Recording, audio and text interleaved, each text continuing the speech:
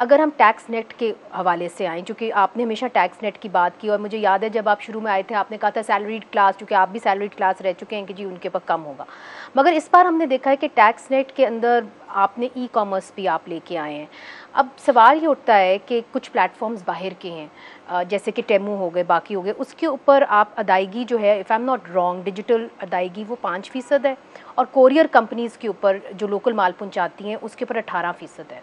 तो सर जो औरतें बेचारी अपने घर से काम करती हैं और इधर से पहुँचाई, कॉटेज इंडस्ट्री ग्रो हो गई है ऑन इट्स ओन, वो तो मर जाएगी इस तरह और सफ़र करेगी अगर नहीं। आप आपने कई अगेन सवालात को आपस में मिक्सअप कर दिया है। तो पहले ये देखें कि ये जो इस साल के जो हमारे टैक्सेशन मेजर्स हैं और हम इसको कैसे आगे लेके जा रहे हैं, तो तकरीबन 2 ट्रिलियन का हम डेल्टा शो कर रहे हैं।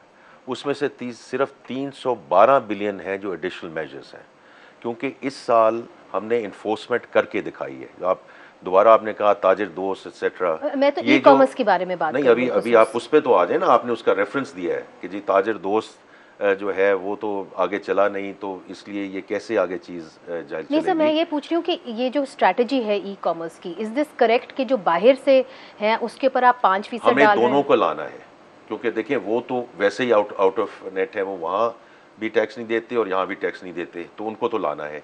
दूसरा, यहाँ हमें एक इक्विटी जो है वो लेवल लाना है, वेदर कोरियर वेदर। देखें, आप एक जाकर फॉर्मल रिटेल सेगमेंट है जी राइट, और ये हमारी बड़ी डिटेल में बात हुई है विद द फॉर्मल रिटेल जो एसोसिएशन है जी। वहाँ जब आप जाती हैं तो वहाँ तो आप 18% टैक्स देती हैं, और जब आप उसके किसी ई प्लेटफॉर्म पे जाती हैं वहाँ कुछ भी नहीं है। तो हमें कहीं ना कहीं तो इसको लेकर आना है ना into the net and into a certain level of equity, ताकि दोनों को हम आगे लेकर जा सकें।